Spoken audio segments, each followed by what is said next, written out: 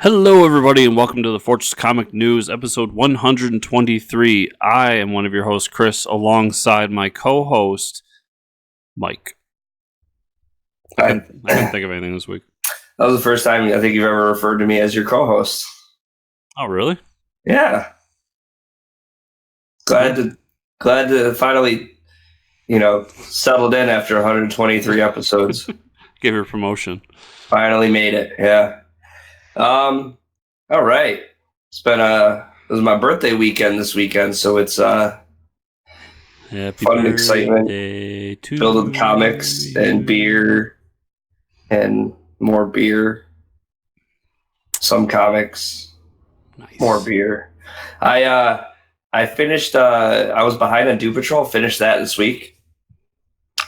The only reason I finished it was because my flight was delayed. I had to travel for work, and I was stuck on a plane for like 2 hours on the tarmac. And I was like, "Well, better just catch up on my Doom Patrol episodes." Oh, the TV show. Okay. Yeah, the TV show. Yep. That was really good. I'll talk about that. But yeah, other than that, we're in full summer mode. The sun is hitting me in the face right now. It feels awesome. I miss the snow. Outside.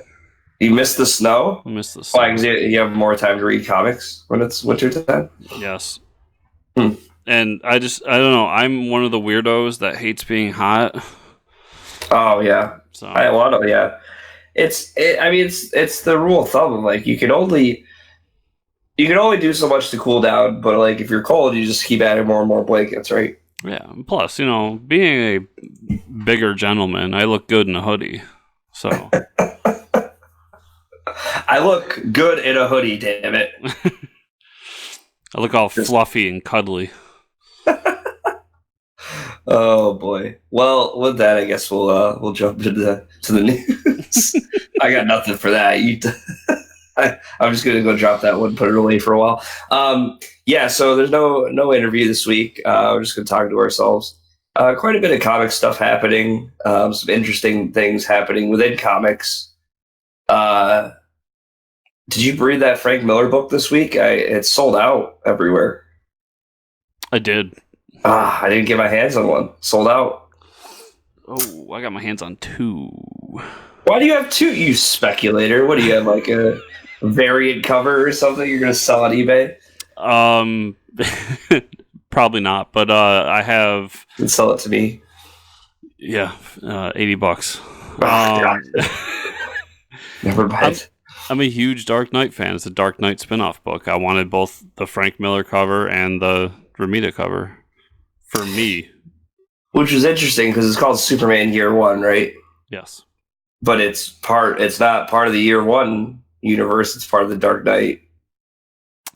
No, well, I mean we'll talk about the book in particular more at the end. But Miller did say that it's a spin on his Year One ideas for Batman. Like it's in that kind of vein, but it takes place in the Dark Knight universe. So there are some big differences in the origin that he presents, and it's very interesting differences.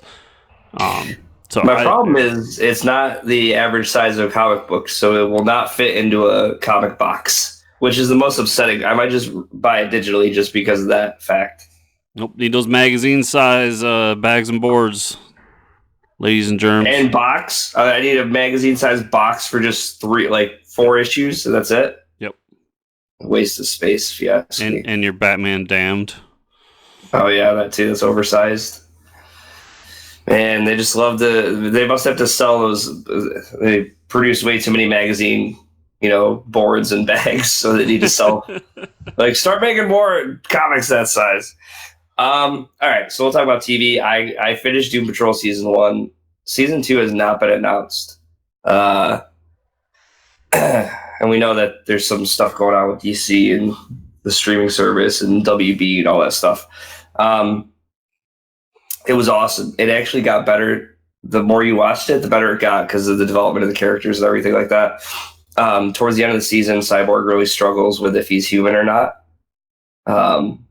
which is really cool. It's a really interesting story arc.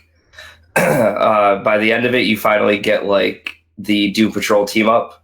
And even Alan Tudyk as Mr. Nobody breaks the fourth wall. He's like, finally, we have finally we have a team up. We get to like the good versus evil battle, and he's like sitting there like on his iPad with his Doom Patrol blanket and like Doom Patrol hat, like using the DC streaming service. Like, yeah, some of the fourth wall stuff's pretty crazy. He's an awesome villain. That's all I'll say. I don't want to get too much into it, but he's a really good villain.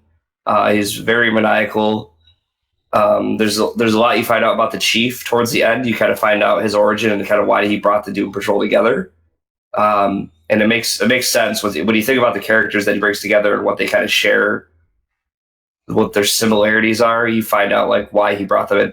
But it's definitely something interesting, and it's a new take on like on heroes in general. I mean, because these are all misfits; they're all flawed heroes. And they definitely play on that, but towards the end, the like big battle, it's not like good versus evil. It's kind of like these heroes versus themselves of like, can they resolve their internal struggle? And that's the real battle, which is pretty cool.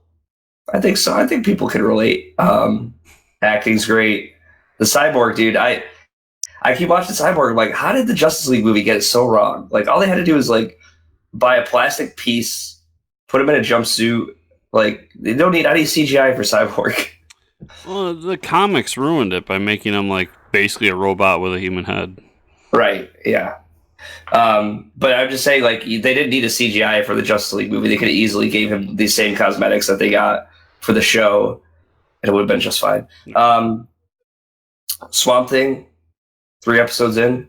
4th episode hit this Friday. I have not watched the 4th episode. Have you? No. Still behind on that. Still really good. What? I discovered a new show. What's the new show you watch? I am going to enlighten you all on the greatest television event of our lifetime. All right.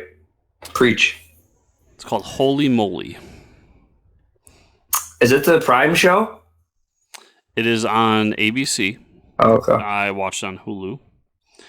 It is competitive extreme mini golf. Are you serious? I'm dead serious. It's hosted by Stephen Curry or Stephen Curry, whatever the fuck his name is, and Steph Curry. The basketball player? Yes, the basketball player. Wait, the basketball player hosts the mini golf tournament? Yes. What? And I forget who the announcer is, but it's one of those guys that anyone out there that watches football knows him because he's on one of the pre-shows. Okay. I want to say he's on Fox's pre-show. And he's a comedian who, does a lot of sports stuff. Yeah. It's like actually wildly entertaining, and they have a lot of fun with it. What makes the mini golf extreme? Like, the course is really messed up. Like, okay, the first hole in the course that they show is your typical windmill course. Yeah. But the twist of it is that there's 2 windmills that are much bigger, and they're not a problem for the golf ball per se, but they are a problem for the human trying to get through it. And you have to dodge the windmill, and it literally at one point like knocks a woman right off the course. And you have to physically dodge it yourself. Yes. Oh, that is pretty extreme. Yeah. So are these people like extremely fit that are doing this? Are they like golfers? What? Some of them are golfers. Some of them are just, I don't know how they got on the show. The first episode has a lumberjack and a brony and just a bunch of other people. Like, it's, I don't know. I absolutely loved it though. It's like a 45-minute show. You get a whole tournament in one episode, and then the next episode is a whole new tournament. That's amazing. It's fantastic. Just when I think they're running out of things to put on TV. And not being a huge Stephen Curry fan, he was actually really, really good in the show. Nice. He's kind of like the host, and even makes fun of the fact that he's like a celebrity host. Yeah. Yeah. Yeah, like that's so random. Awesome. Yeah, I haven't watched it. I was gonna check out that Good Omens show that's on Prime. I want to check that out too. I've been hearing good things. Just because of the distaste the Christian community has. I did really enjoy, because this is I don't know if you know, it's a Neil Gaiman show. Right. Yeah. All right. Yep. There was a petition out there for from a Christian group to have it canceled. So they petitioned Netflix to have it canceled. Yeah. And I loved how Netflix went along with it and said, and sent a thing to the petition and said, "We hear your outcry and your anger. We have officially canceled Good Omens on Netflix. Amazon Prime." Oh yeah, yeah. They did. The people signing the petition didn't realize it's an Amazon Prime show. It's not even on Netflix. So it's like, yeah, that's how much they really care, and they're really in the loop. Like, even if you watch the trailer, like, these people didn't even watch the trailer because the trailer says Amazon Prime, like, yeah, plastered all over it. So they're just like expressing a taste with something that they haven't even checked out. But yeah, it looks really funny, and I've heard it's pretty good. So people have been watching it. Yeah, and then it's pretty much that. Waiting for Dark season 2 came out. Really like Dark, that German show about time travel. So I got to try to catch up on that this week. But that's pretty much it. I watched Detective Pikachu. Yeah. So good. Right. So good. The soundtrack is amazing. It's a lot of EDM that I already have on like my gaming playlist, but it's pretty much the same stuff. The story was really cool. It was so cool to see the Pokemon. Just like, you know what I mean? Like the casualness of the Pokemon, of like, you're just walking down the street and like some Pidgeys are flying above you and stuff. You know what I mean? Yeah. Nobody really thinks of it. The fact you can just like hang out in an open field and there's a Cubo in there is kind of funny. Yeah, I thought it was really good. I think having Van Wilder show up at the end there was kind of like because they never reveal what his dad looks like, right? But then having him show up at the end. Yeah, they never did. We just knew that the Ryan Reynolds was the voice of Pikachu. Right. And we realized that Ryan Reynolds is dad, which is awesome. And if you played the game, that's different from the ending from the game too. So. Oh wow. Yeah, so it was really good. It was a lot of fun. Can't wait for more Pokemon universe stuff. That's for sure. Yeah. So movies. Damn it, Marvel! You're going with the wave of the internet right now. Marvel is currently in talks with Keanu Reeves about a movie role. Me personally, Keanu Reeves is already a superhero. He's John Wick. He's already built his own franchise. He's yeah. He's getting a 4th John Wick movie. I mean, he was Neo. And we already know, I mean, from what we've seen and read about him, it's not all about money for him. So I don't know. We might see him be a Marvel hero, but who would you pick for him? Yeah, that's what's going around. Like, who would it be? And I've heard Mr. Fantastic, which the only reason I don't like that is because the I don't know his real name, but Jim from The Office. Yeah, I would rather. Is he too old to be Johnny? What's the Flame On guy? Oh, Johnny Blaze. Yeah, Johnny Blaze. Sorry. Johnny Storm. Johnny Storm. Is he too old for that, you think? Probably. There's a few that I like. I mean, one that will never happen is Moon Knight. I would be down for that because I think he could pull that off. Maybe. But other than that, the other big one that's going around is Eternals. They want him for Eternals, and I could see that as well. So, who would he be in the Eternals? Like a main character? I'm not familiar with the Eternals. Yeah, I'm not either. Unless they make him like Gladiator or something, like from the Shi'ar. Possibly, and then that's the other thing that's been going around is Wolverine, but that's another one that I don't like. Wait, do we have an Adam Warlock yet? We don't. The rumor for that one is Zac Efron, but nothing's been really beneficial. Zac Efron, huh? I don't think Zac Efron's a bad actor, so that's not. There's so many castings that you could do now. They're really, they're going to do everyone. I mean, every character in the Marvel universe is up for grabs right now. Yeah. Yeah, that's pretty cool though. I mean, more stuff with Keanu. It's like, man, I've been watching Keanu stuff back since Speed. So. Yeah, and I love Keanu. Keanu is one of those guys who he's the the way a celebrity should be, in my opinion. Like, we don't hear a whole lot from him, but when he comes out, he's generous and he's nice, and he just keeps to himself for the most part. Yeah. Don't be an idiot, you know? He doesn't say a whole lot of stupid things either, which I like. Yeah. He says a lot of good things, like you're breathtaking, you know? Yes. I'm glad that he's getting, I mean, it's funny because, like, I don't think he realizes how popular he is, almost. You know what I mean? I just think he's having fun in the moment. Yeah, he's just riding that wave. And it's not even out of his own, like, he doesn't go looking for this popularity, you know what I mean? No, because that's part of the reason he's so popular right now. Yeah, because, I mean, The Matrix. He went for The Matrix because he thought it'd be cool. Like, nobody thought that was going to be a big movie. Yeah. John Wick, same deal. He's like, this will be really cool. We should do it. Cyberpunk, you know?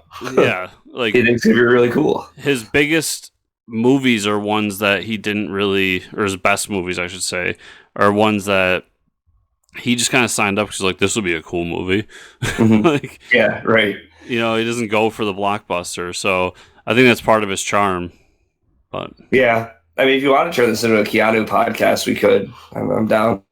Let's go through his entire catalog. The life and times of Keanu Reeves.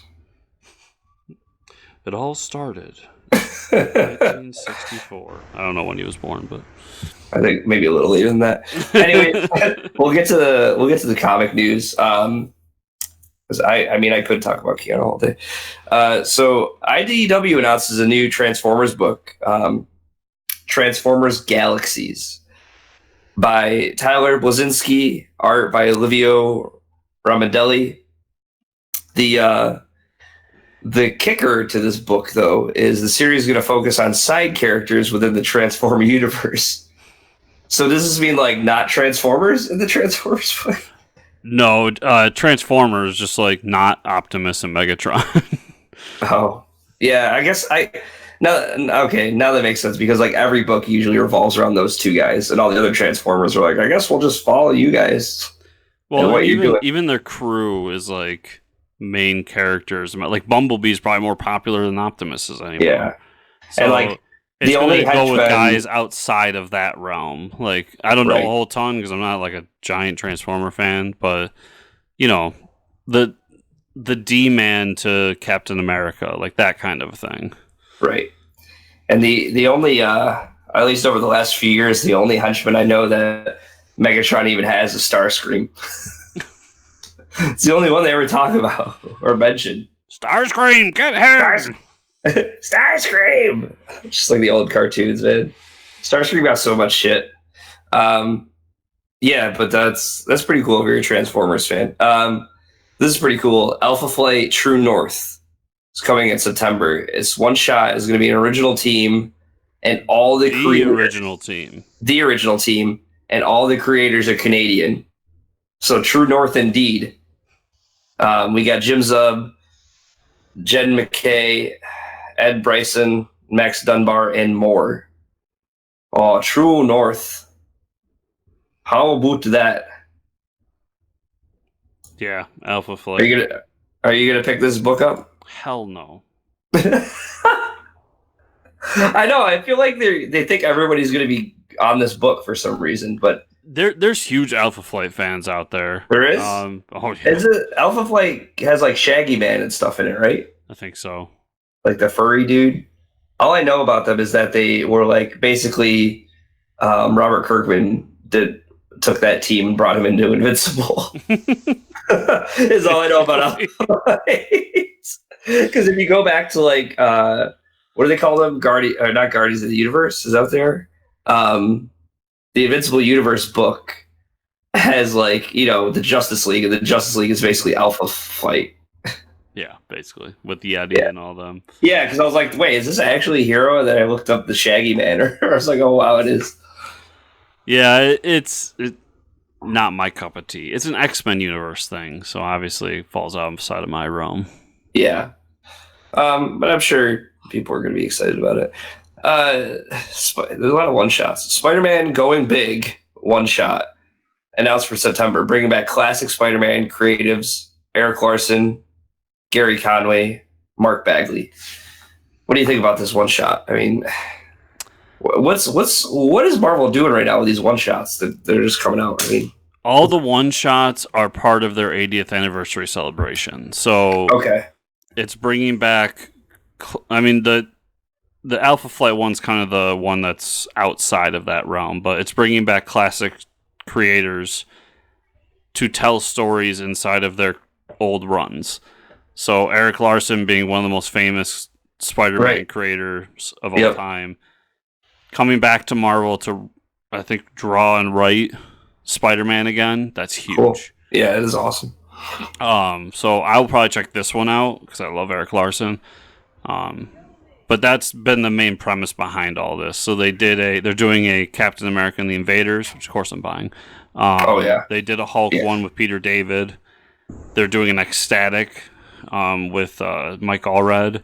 So they've done a whole bunch of these. So that's what these are. But I think this is great.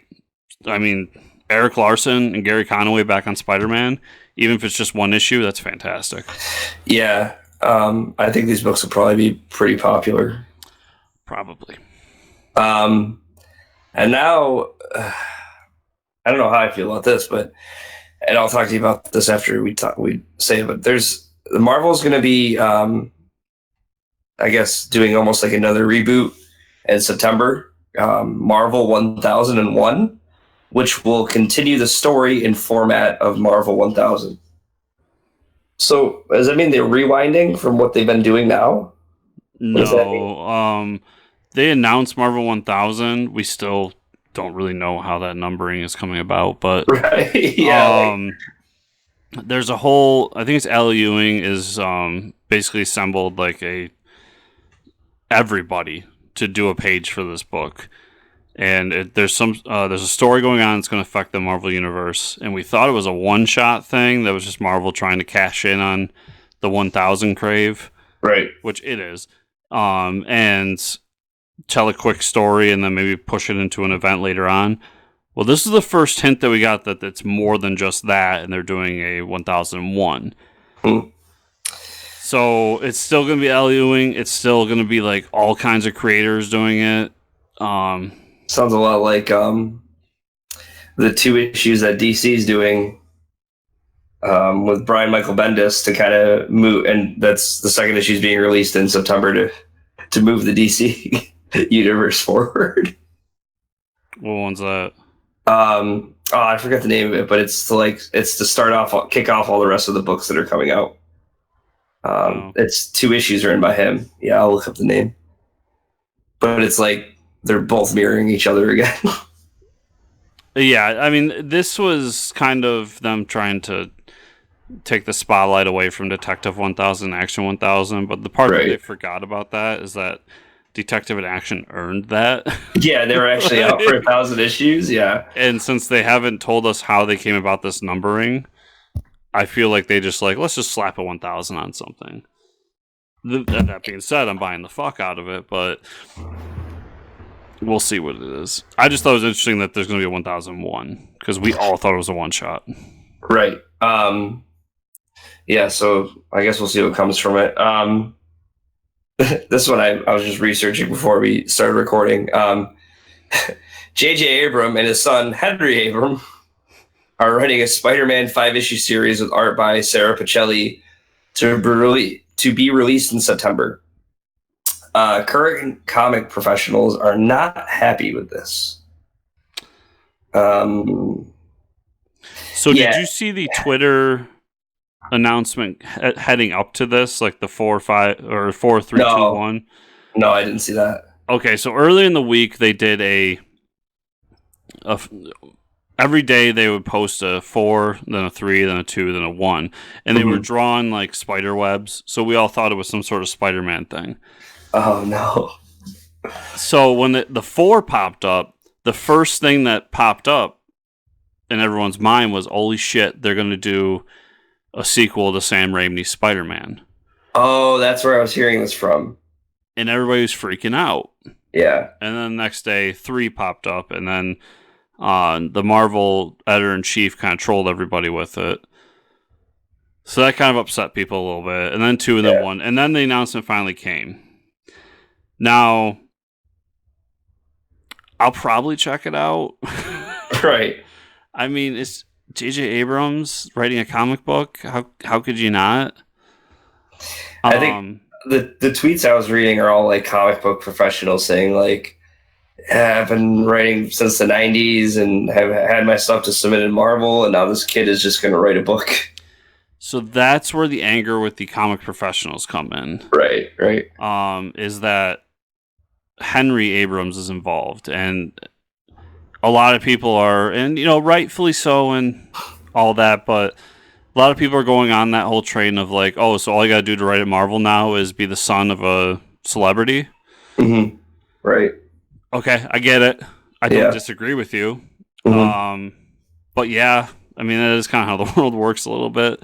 It sucks that I think it was John Layman was one of the people complaining online, talking about how he's written Chew and he's writing something else, Outer Darkness, and a bunch of other stuff. And he's been working since the 90s, like you said. He submitted to Marvel a bunch of times, and they keep rejecting him. And he's a great creator, so I don't understand that rejection. Right. Yeah. But I can understand being frustrated that, like, I've worked my ass off in this industry, not made it to that, but this kid who's done nothing is coming in and doing it. And that's where people are frustrated. Right. You can agree or disagree with it, but... Yeah, I know, I agree with that. And I mean, this is all... They're planning on selling the books just because you said it. You're going to buy it because J.J. Abrams is writing it. And J.J. Abrams probably said, yeah, I'll write a comic book for you, but I want my son to be involved because his son was probably like, oh my God, I love Spider-Man. But he's like, but I don't know how to write, Dad. He's like, well, golly gee, son. You tell me your weird ideas and I'll write the script. I'll bet you anything. If there's no way we can prove this, but I'll bet you anything. He had a talk with his son is 21 years old, and he had a talk with his son and said, like, what are you going to do with your life? That kind of discussion. And his son was like, I don't know. And then it's like, it'd be cool to write a comic book. And he goes, okay, I can make that happen. Because I'm fucking J.J. Abrams. I made The Force Awakens. They gave me Star Wars. And so he called You want Spider-Man? I can get Spider-Man. So he called up Marvel and was like, yo, my kid's writing Spider-Man. And they're like, well, we don't know. I was like, you can put my name on it. I don't care. My kid's writing Spider-Man. They're like, all right, we're opening a checking account right now. And they're like, okay, we'll do that. We'll even give you a great artist, Sarah Pacelli. How about that? Yeah. You want... She's working on a book right now. We'll pull her off it. Whatever. She's going to your book. Oh man. I mean, it's all. I mean, mostly everything in life is motivated because of money. But there's no way. I mean, this is part of him being like, you guys want me? You got to bring my son along, or like he's got to babysit him for the summer or something. So he's like, and you know what? There'll be people that buy the book, buy the series, that is, because it's written by J.J. Abrams. I'm thinking about it, honestly. I want to see what the story premise is. If the story premise sounds good, I'll buy the first issue. If the first issue is good, I'll buy the second issue, and so on and so forth. If the first issue sucks, I'm not buying the rest of it. Right. Mm-hmm. So, comics is an industry where all these creators are correct. He got in the door, whether it's the right or wrong way isn't prevalent, but he got in the door because of his daddy. But now he has to stick the landing. And if he doesn't, he's fucked. Goodbye. Because people aren't going to, I mean, most comic people aren't going to say, like, oh, I'll keep buying it because it's Dave Abrams' kid. Right. Most of them are going to say, this book was not good, and I'm moving on. Yeah. So we'll see when it comes out, I guess. It's pretty big news. I think this is kind of, we kind of sensed this happening over the last few years. DC is officially ending Vertigo publishing starting in 2020. They're also shutting down DC Zoom, DC Inc., and a few other properties. They're now going to publish under 3 titles. DC Kids, an all ages publishing line. And then they're going to be doing DC, which is PG-13 publishing line. That's going to be the main universe. And then DC Black Label, which will be the 17 plus, where you see all the Bat Dick and all that stuff. Hell yeah. They haven't announced if it affects like Jeff Johns, Gerard Way's, or Brian Michael Bendis's like little universe labels that they have. Which I'm curious about, because yeah. Gerard Wade's has been kind of iffy, but Bendis's has been pretty spot on. Right. So I'd be shocked if they did cancel that, because they're not really kids' books, but they're not DC proper books. Exactly. Yeah, so I mean, Vertigo's gone, or they're just being absorbed into DC. So Vertigo's been gone for a long time, everybody. Yeah, right. I know Vertigo's been gone for a while. Once they succumbed to the pressure over Second Son, that was kind of the dying throes of Vertigo for me, because Vertigo was supposed to be the line that pushes boundaries, that does create her own projects, and doesn't care what people think. As soon as they bent to someone's will, it was done. You're no longer Vertigo. Batman receives a star on the Hollywood Walk of Fame.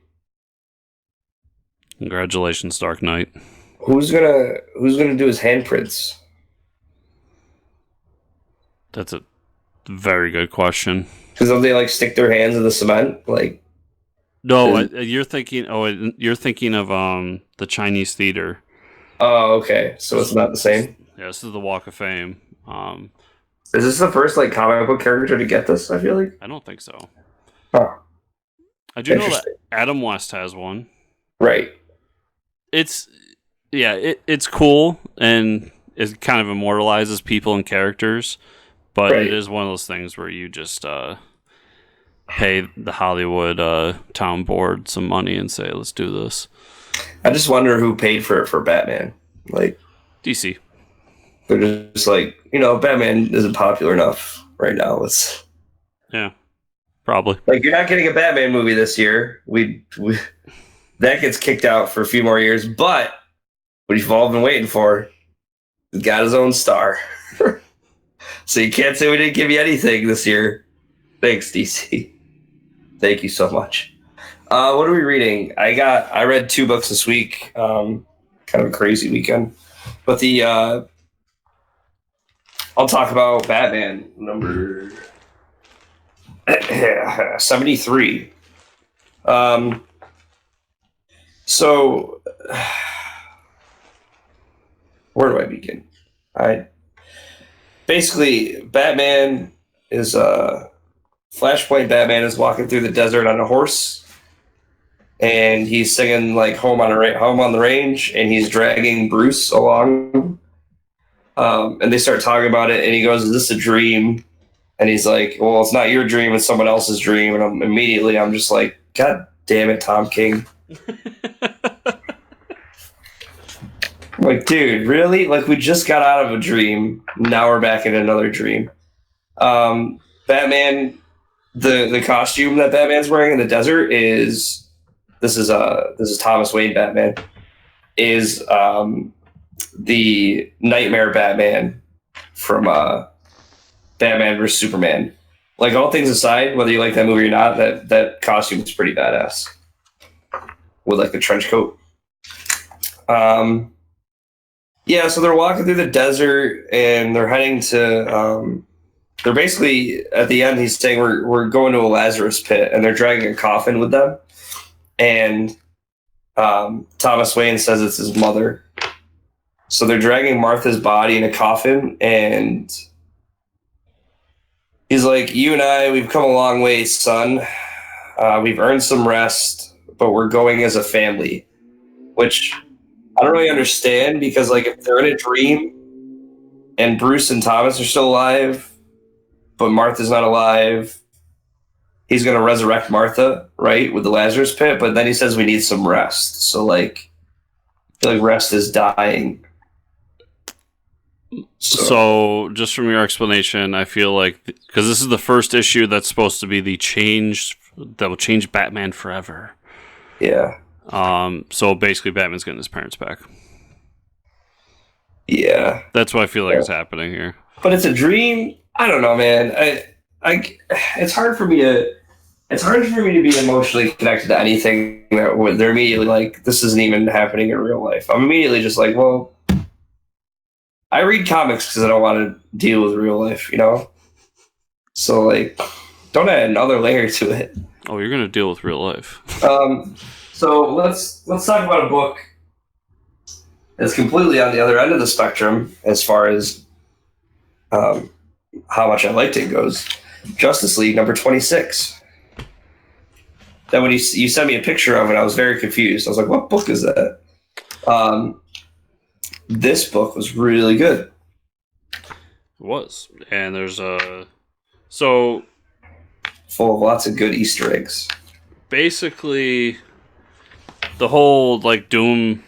I was gonna say Doom Patrol, right? But Legion of Doom thing is going on, so everybody's starting to kind of question the heroes. Mm-hmm. So all around the world. So Martian Manhunter is kind of scanning, looking for Lex. Everybody says he's dead, but he knows he's not. Right. And the rest of the team is out trying to get help from the multiverse. Yeah, the rest of the team's hanging out with the multiverse. And so, like, first few pages, you get Captain Carrot. You get Kingdom Come Flash.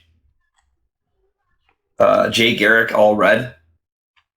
Yep. You know, you get was that Vampire Batman? You get Spider-Man. Yeah, that is 100% Spider-Man, right? Yeah, those are Spider-Woman. But yeah, there's like a section of people staying there, and they're definitely Marvel heroes. So like one of them is the Watcher for sure. Yeah. I don't know if you remember, they were in Multiversity though. There was that like Marvel universe in Multiversity. Oh, that's right. Yep. So these are all universes from Multiversity. Yeah, which was a great scene and a great conversation that they had. I don't know if you noticed though, so there's a huge, awesome, amazing piece of art, which is like the spread page that has like the Avengers and everything. But if you look next to Jon Stewart over his right shoulder, that is the Red Sun Superman and Red Sun Batman. I did not notice that the first time. Yeah. Yeah, there's so many, like, I've been staring at this piece of art for like half an hour because there's so many little things that are awesome. I mean, just from the art alone and seeing all these characters is great. And then you, someone's having a drag race at Chris's house. They are. And then just for the panel alone, where you have, I mean, it doesn't even say anything, but you have Batman Beyond standing behind Kingdom Come Superman. Yeah. Like just that panel alone, I'll pay $4 for this book just for that little panel. You know what I mean? Like, I don't think I've ever seen Batman Beyond. Like, I could immediately say I've never seen these two DC characters in a panel together, right? 100%. Only Scott Steiner, man. James Tynion. Yeah. Oh, sorry, James Tynion. Yeah, James Tynion wrote this issue, which is, I mean, hey, good for him. Yeah, so like you said, you know, Martian Manhunter is investigating where this Luthor is. He finds out it's Lionel Luthor, his father. His father is alive. Oh my God! What a twist! No. Oh, Lionel. Is that you, Lionel? Meanwhile, Hawkgirl is keeping the Justice League together, trying to do anything to save the universe. What is it? What's his name? The World Forger dude. He basically says we got to get the Monitor and Anti-Monitor together. So he's like, we got to get the band back together. While Starman isn't feeling so hot because he is searching for the totality across time because he can sense it. He's connected to the lost parts of the totality throughout time. Yeah. So it's comic book science, but he's basically passed out this whole issue. Poor guy. So essentially, the JSA is going to come through Starman, right? We're agreeing on that. Right? Yeah, like through time, right? So the totality and time. Well, if you go back in time, there's a team missing that we all know and love, and we got a JSA book announced, right? Well, we got them coming back, and we got them coming back into Justice League. So, yeah, I really enjoyed this book. I don't know about you, but I did as well. Plus, Detective Chimp was in it. Oh yeah, Detective Chimp. That's all you need. Yeah. The entire DC universe just revolved around Detective Chimp.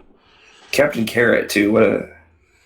I do love that Captain Carrot showed up, and he specifically said, "You can count on me and the zoo crew for help." Right. That made me very happy when I read it. And Jon Stewart is like, "What is it?" Flash is just like, "Dude, this is typical stuff. Like, when you travel through the multiverse like me, you know all these people." And Jon Stewart's just like, "I don't know what's going on." That was pretty funny. So 2 issues this week. I was gonna read. You'll talk about it. Superman Year One, but it sold out. I was actually at the comic book shop this weekend, so I got to order it digitally, watch it tonight, or read it tonight. Sorry. So I'll try to be quick. Guardians of the Galaxy #6 was really good. We get to play with Thanos in this issue, and we get who the team's going to be moving forward. And then we also get a setup for next week's Avengers, which is going to have a confrontation between Johnny Blaze, Ghost Rider, and Frank Castle, Ghost Rider. Really liked it, and it's up the next issue, which is going to be Where is Rocket Raccoon? So Donnie Cates is staying on this book, right? Donnie is. Jeff Shaw is going off of it. Oh man. Yeah. Jeff Shaw is going to work on a book with Donnie Cates, if you remember from. Great. Yeah. But I like him drawing Guardians of the Galaxy. I do too. I like him doing Marvel cosmic stuff. Dr. Aphra #33 was the ending of a story arc. Really good, but sets up Aphra joining the Rebels and how she's going to help them along with their journey. And also gives the Rebels a pretty powerful weapon, which is an ancient Jedi weapon from a Jedi who kind of went outside the boundaries of what a Jedi should be and created a gun that can shoot lightsabers. What? And they're extremely powerful. That is amazing. On a side note, I got my Dr. Aphra figure this week. Oh. 000 and BT will be here later. Daredevil #7 was pretty good. We're still in the middle of this no Daredevil story arc. So Matt has retired, and through that, Kingpin has become content with how New York is, and he wants to continue his life in politics as opposed to his crime life. So he gives up his whole crime empire. Is there a difference? Solid point. So he gives up his whole crime empire, and he's going to focus on the mayorship, and told all the other crime bosses that they can split up his empire as they see fit. He's keeping these people, and we are moving forward. Meanwhile, there's somebody in Hell's Kitchen that is wearing a very shitty Daredevil mask and running around stopping crime. So we're trying to figure out what that is. Star Wars 67 was really good. It was another end of the story arc. The main Star Wars book is just fantastic, and next month Greg Pak is taking over the book. Oh, nice. Great writer. Mike's favorite book, Star Wars TIE Fighter #3. The book about a ship. So we get the crew that was working for the Empire that kind of splintered off and decided they were going to sell their capital ship and become their own and take over their own little planet. Our crew solves that issue, but in the process loses a bunch of their crew. And the big dilemma here is that the guy in charge of the crew has a reputation in the Navy with being the only one to survive in his different squadrons. Not sketchy. Yes. And they give us the idea that that's not what it is. It's just that he's a better pilot. So when they get back and they have lost 2 people, he's taken it the hardest. Next issue is the last issue, so we're going to see where that takes us. Until they come out with Star Wars like Gonk Droid #1, I probably won't buy any of those tie-in books. I'm waiting for Star Wars Prune Face for the 2 miniseries. Drawing Blood #2. This is the Kevin Eastman, David Vallone book. Yep. Really good. Second issue does kind of take us to a point where in Kevin's life where he's back in with the turtle, and it's the Ronin ragdoll, whatever they are, but he's back in with his old creation and helping a major studio with the movie that they're creating, and he's doing it because he needs money, but he doesn't tell them that. Meanwhile, trying to get his side project off the ground and meeting someone who he feels is perfect for it and falling in love. I'm really enjoying this book more than I thought I would. Nice. Spider-Man number 7, really good. It's a day in the life story. Miles, his meeting with his parents, going to save a crime. One of those style stories they do every once in a while. Is Ryan Otley still on that book? No, this is Miles Morales Spider-Man. Oh, okay. Otley is still on Amazing Spider-Man. Then I got Captain America number 11. I can't wait for Ta-Nehisi Coates to be off that book. It's so slow. 4 issues is like 2 issues. Like I could tell his entire arc. So he's done 12 issues, and that entire 12 issues should have been one story arc. It's been oh boy. Yeah, it's getting a little ridiculous. I keep buying it because I'm an idiot and I love Captain America, but God, I can't wait for his run to end. And then I'll end with too. Oh, it's like me with Batman, dude. Yeah, I don't know why I'm still buying. Yeah, I think all comic people have that character that no matter what, they buy the book, and it's always rough when it's not going so hot. And then the last one is Superman Year 1. So we get kind of the typical Superman beginning. Krypton explodes. He's sent to Earth. Jonathan Kent finds him. Comes back. He's a kid who has special powers. Then about halfway through is where we kind of take a leap in a different direction. So Clark Kent in this one is kind of an outcast. And he hangs out with like nerds and a bunch of other people. And he gets kind of pissed off because his friends are always getting bullied and beat up and picked on. And there's a few moments where he actually takes it in his own hands, and a kid gets hurt pretty badly from it. So through that, we get kind of the idea that Clark is learning how his abilities work. And then there's a bunch of time jumps in here because we start from when he's a baby, we end from at the end of high school. He meets Lana Lang, he falls in love, they show him playing football, and then they show him after he graduates. And this is where the book takes a huge twist from the normal Superman mythos. He's going to go join the Navy and become a soldier. And this is his way of trying to see the world and discover what humanity really has out there. I remember a certain Superman working on oil rigs out in the water. Yeah, we don't talk about that. Man of Steel. So this is where it becomes a lot more Dark Knight, is that Superman is joining the Navy. I get the feeling that it's going to move him into a direction where, because we all remember, Superman works for the government in Dark Knight, and I think this is the start of that. Right. Probably the start of the relationship. So I'm really interested to see where issue 2 goes. Anyone that does decide to pick it up, it sounds like you gotta get digitally, know that it is a hefty read. It's not your standard 22 issues or 22 pages. Yeah. But I really enjoyed it. Good. And I think Miller did a great job on it. So nice. Yeah.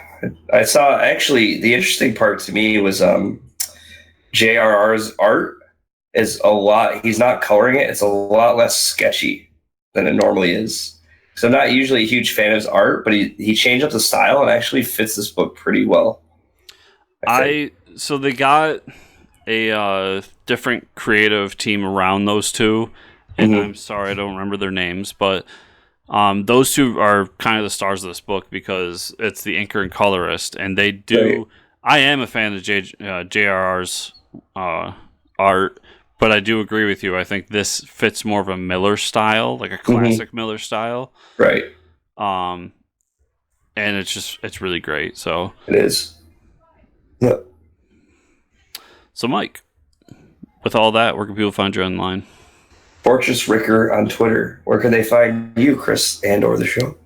Why, they can find me at Fortress Chris, or you can find the show at FCN_official on Twitter, or FortressComicNews.com, where everything Mike and I do is right there on that handy dandy website. Remember, everybody, if you go to FortressComicNews.com, we have the Amazon banner above. Use that. It helps Mike feel happy about life. And if you want to be an extra special person, that means you, Pat, go to patreon.com/FortressComicNews, where you can get my other podcast 3 days early. Or you could just be a cool guy and help us out. Or gal. And you all know, if you're on YouTube, like, subscribe, share. If you're on a podcast catcher of some sort, to review the show. 5 stars or above. Mike doesn't sell for anything less than 6 stars. 6 stars or bust. So I want to thank you all for listening, and I hope you all have a great week. We'll see you next week. Episode 123 out.